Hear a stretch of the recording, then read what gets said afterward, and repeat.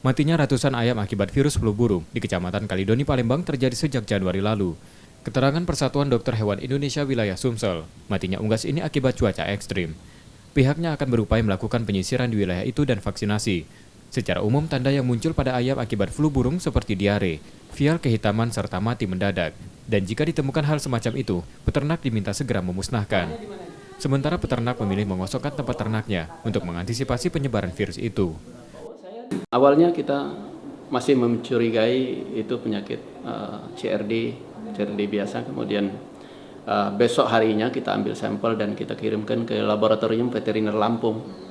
Akhirnya di tanggal 12 kita dikasihkan info secara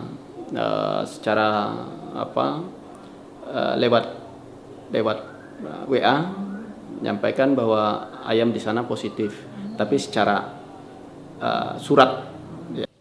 Warga diminta waspada dan mengurangi berinteraksi secara langsung dengan unggas, mengingat cuaca ekstrim yang tengah melanda berpotensi mendorong penyebaran penyakit antar hewan.